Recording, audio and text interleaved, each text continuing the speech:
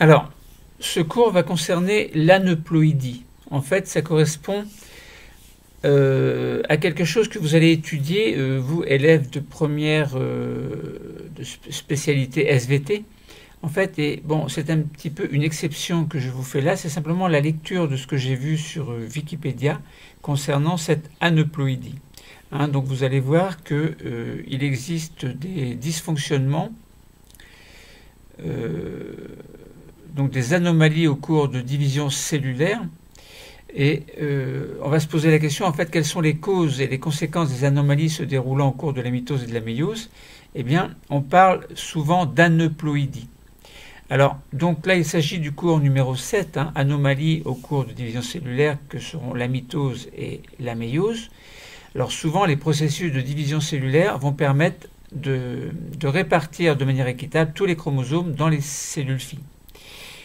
Donc si par exemple on prend la mitose, eh bien on sait bien qu'au terme de la mitose, on aura bien eu une reproduction conforme du matériel génétique. Donc ça veut dire que si par exemple, en prenant le cas de l'espèce humaine, vous avez 23 paires de chromosomes dans chacune des cellules, et par exemple si on prend le cas de la cellule fille, évidemment, au cours de la mitose, de la première mitose concernant cette cellule œuf, vous allez obtenir 2 cellules filles qui contiendront chacune 23 paires de chromosomes. Donc là, on voit bien qu'il y a une reproduction qui est conforme en qualité et en quantité entre parenthèses. Donc ça veut dire qu'avant l'entrée en mitose de la cellule œuf, il faut qu'il y ait eu une duplication du matériel génétique selon un mécanisme de réplication semi-conservatif. Bon, donc on a, que ce soit la méiose ou la mitose, donc on a des phases que l'on appelle prophase, métaphase, anaphase, télophase. Normalement, les choses se déroulent bien, mais quelquefois, on peut avoir une anomalie. Anomalie, par exemple, s'il manque, au terme de la mitose, s'il manque un chromosome dans l'une des 2 cellules filles, ça peut avoir des conséquences importantes, ou s'il y a au contraire un chromosome supplémentaire, ça peut avoir des conséquences également importantes. Donc, que ce soit mitose ou méiose, des anomalies peuvent se produire. Alors, donc, je vais vous parler un petit peu, je vais vous donner quelques mots que Wikipédia va nous proposer concernant cette aneuploïdie, mais d'abord essayons de comprendre dans ce cours numéro 7 ces anomalies au cours de la mitose. Vous pouvez observer une mitose anormale où on vous montre la formation de 4 pôles du fuseau de division, ce qui bien évidemment provoque la mort de la cellule.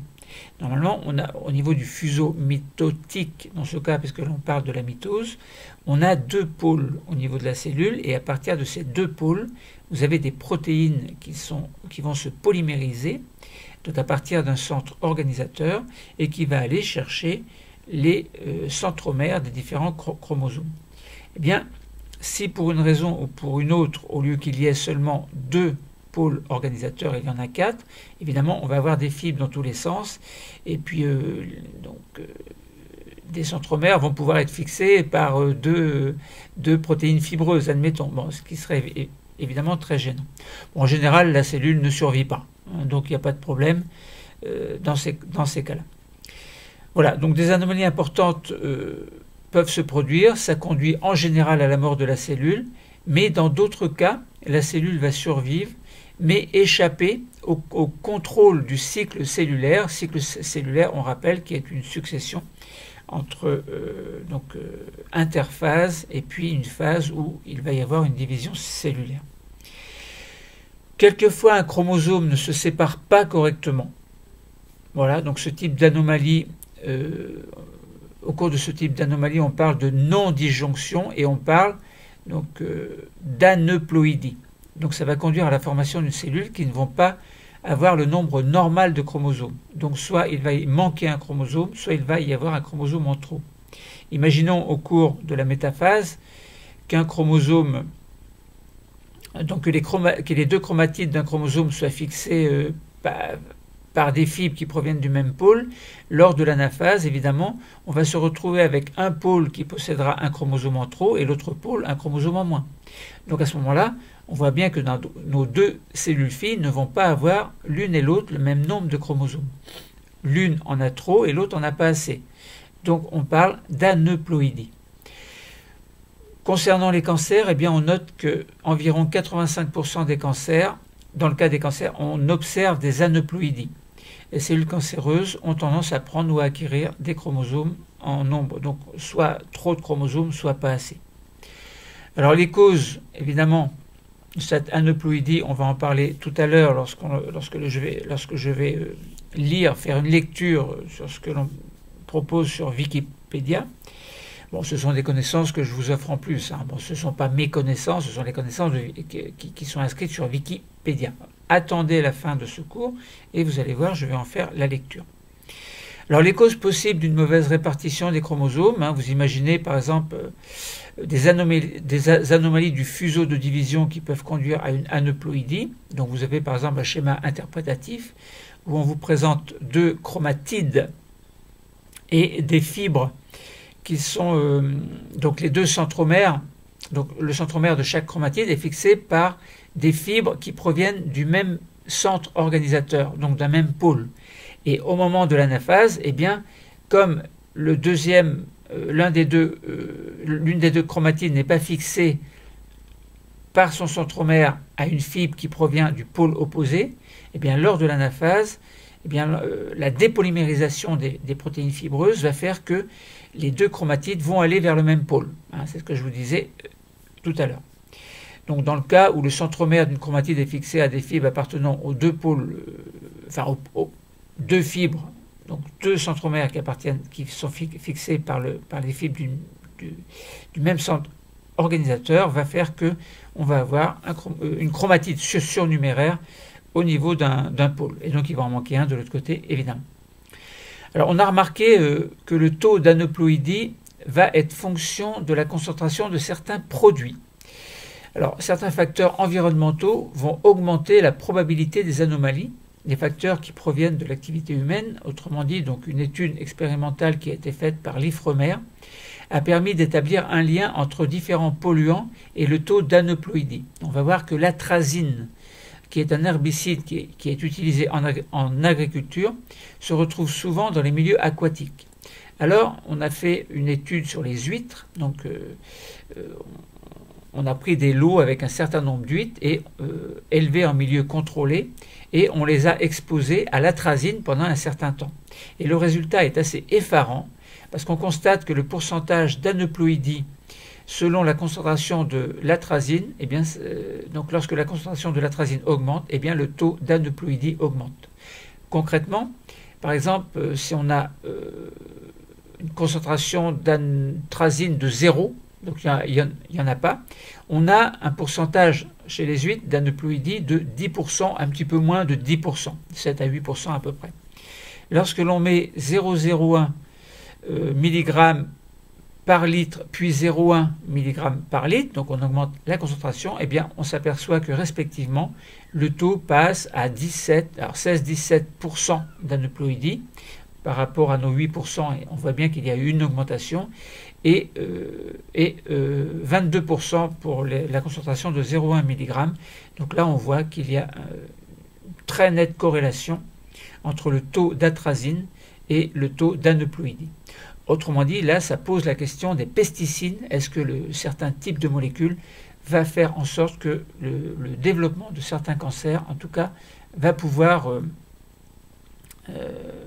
être mis en évidence donc par ces polluants de l'environnement qui n'en finissent pas de polluer et d'embêter la population. Bon, donc aux politiques de faire leur travail de manière à ce qu'il y ait le moins de personnes possible qui souffrent des conséquences de ces produits.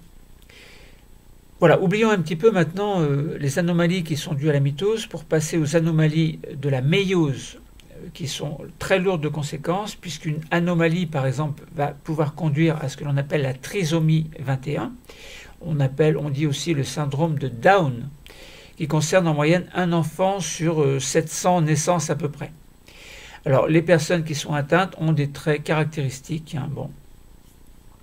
Et souvent, il y a des malformations internes. Le sujet présente un handicap mental, plus ou moins sévère. Alors évidemment, il faut une éducation adaptée auprès de ces enfants. Alors on s'aperçoit on parle de trisomie 21, ça veut dire que la paire de chromosomes 21, il n'y a pas deux chromosomes 21, il y a un troisième chromosome 21. Donc 3 chromosomes 21, d'où le terme de trisomie 21. Donc le chromosome 21 est le plus petit des chromosomes humains. Il porte environ 200 à 300 gènes. Alors certaines protéines qui résultent de l'expression des gènes du chromosome 21 vont se trouver en quantité surnuméraire. Et de plus, on a montré que des protéines codées par les gènes localisés sur d'autres chromosomes sont concernées également par cette trisomie 21, et de ce fait-là, les autres protéines vont se trouver également en nombre surnuméraire, enfin en quantité surnuméraire.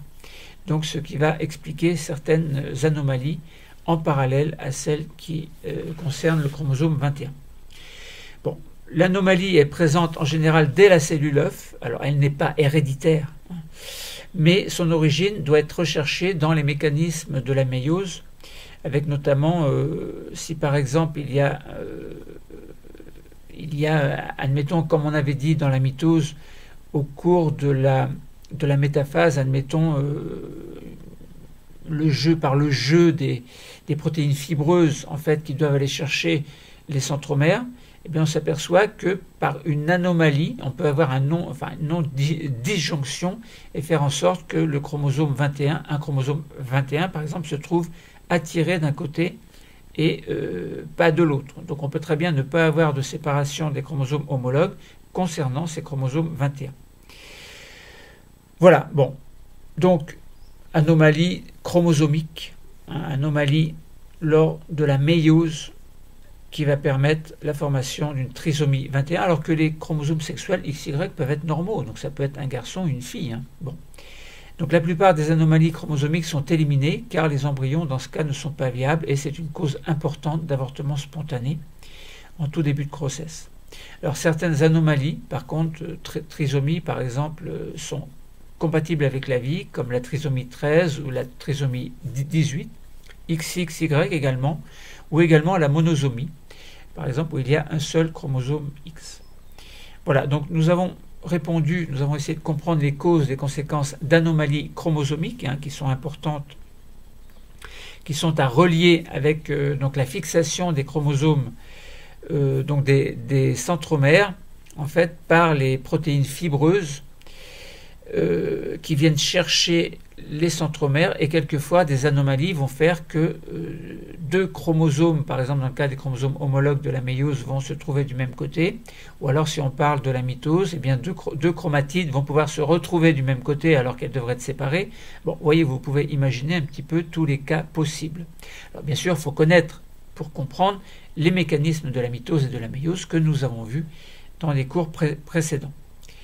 Voilà, donc nous avons compris donc, les causes et les conséquences des anomalies se déroulant au cours de la mitose ou de la méiose.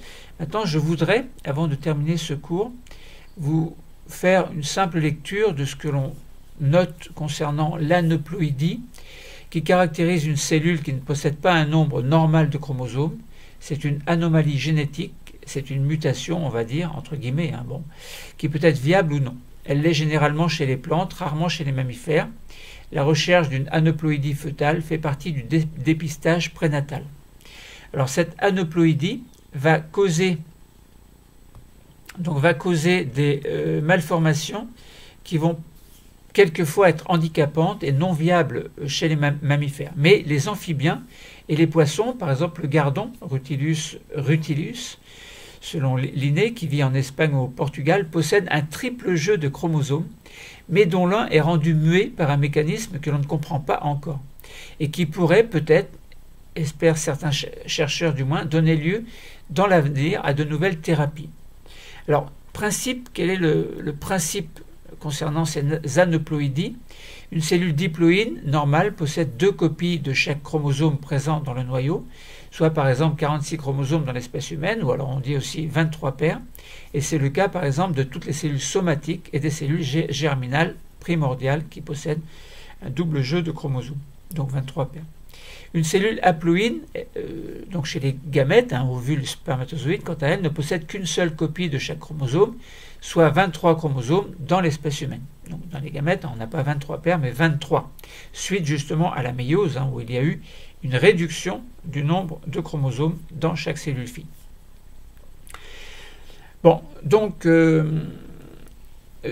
une cellule aneuploïde aura inversement un nombre anormal de chromosomes. Elle pourra avoir par exemple 45 ou 47 chromosomes au lieu de 46 chez l'humain. De manière simplifiée, on pourrait dire que le ou les chromosomes surnuméraires proviennent d'une duplication de l'ADN dans les cellules sans qu'il y ait eu de mitose par exemple, ou d'une mitose qui s'est mal déroulée en raison d'une ségrégation inégale des chromosomes ou d'un défaut éventuellement de cytodirèse, c'est-à-dire concernant une mauvaise séparation des deux cellules filles, c'est-à-dire ce qui se passe au niveau de la télophase en fait. Donc peut-être en raison d'un défaut de contrôle de la ploïdie des cellules par le centrosome. Donc là, on voit bien que le fuseau mitotique, par exemple, intervient dans ce cas-là. Donc chez l'humain, la fréquence et le risque d'aneuploïdie de l'embryon et du nouveau-né augmentent avec l'âge de la mère, et elle est présente dans près de la moitié des fausses couches spontanées et peut justifier un diagnostic pré-implantatoire pour en diminuer le risque. Une certaine famille de protéines, dite famille Aurora, comprenant 3 sérines tréonine kinase A, B, C chez l'humain, régule la ségrégation des chromosomes et la cytokinèse. Il a été constaté que ces 3 protéines sont exprimées dans un nombre élevé, très élevé même, de tumeurs caractérisées par une aneuploïdie et une amplification des chromosomes. Parmi ces 3 kinases, seul Aurora grand A possède un réel potentiel oncogénique, c'est-à-dire qui peut provoquer des cancers. Alors quels sont les différents types d'aneuploïdie? On distingue 2 types d'aneuploïdie, soit une aneuploïdie par défaut, soit une aneuploïdie par excès. Par défaut, ça veut dire qu'il y a un chromosome en moins, et par excès, ça veut dire qu'il y en a un en plus. Alors l'aneuploïdie par défaut, on l'appelle aussi la monosomie. Elle correspond à la perte d'un chromosome.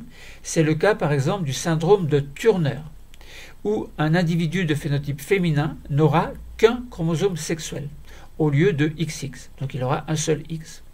On note dans ce cas-là la perte de chromosome sexuel XO. C'est la notation en fait.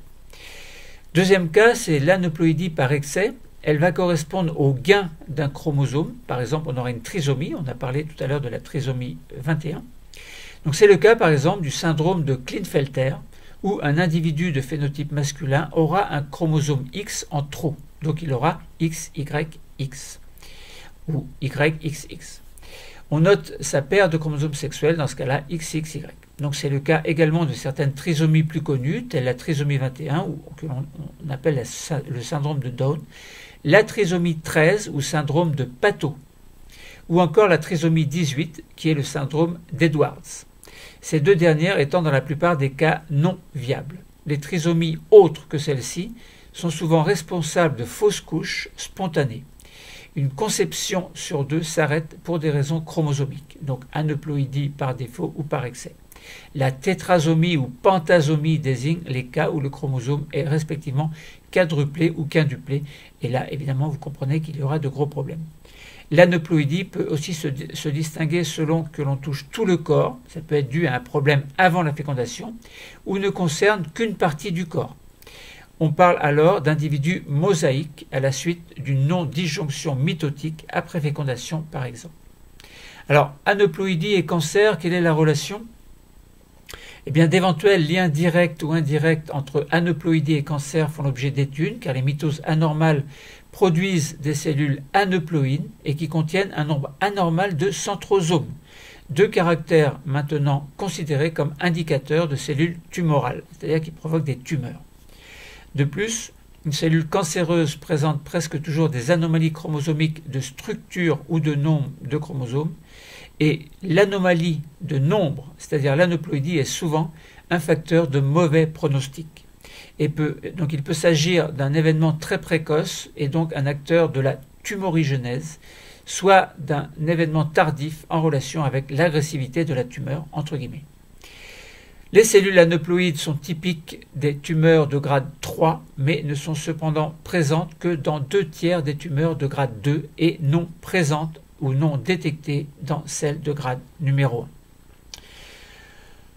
Les causes, eh bien, différentes causes sont explorées ou connues, dont, premier point, l'exposition à des produits au rayonnement mutagène, des rayonnements mutagènes, c'est-à-dire qui provoquent des mutations, Exposition à des polluants, hein, comme nous avons vu tout à l'heure, concernant l'étude des huîtres, concernant un pesticide qui se retrouve souvent dans l'eau, et certaines huîtres en subissent les conséquences concernant un nombre d'aneuploïdies importantes. Donc éventuellement, alors exposition à des polluants, éventuellement capable d'agir en synergie avec d'autres polluants ou facteurs environnementaux, phénomène notamment étudié chez l'huître creuse ou dans les naissins d'Ostraïdae. Voilà, donc voilà ce que nous pouvions dire globalement. Évidemment, il y a encore beaucoup de choses à dire concernant ces anomalies au cours de division cellulaire. Les causes et les conséquences des anomalies se déroulant au cours de la mitose et de la méiose ont été étudiées. On a vu que le fuseau mitotique ou méiotique est très important. Des anomalies par rapport au fait que ces protéines fibreuses vont attirer ou non à elles des chromatides, des chromosomes, etc. Chromosomes surnuméraires, ou alors il va en manquer un. Bon, vous pouvez imaginer un petit peu ce que vous voulez. Je pense que vous avez bien compris. Le cours est terminé. Merci.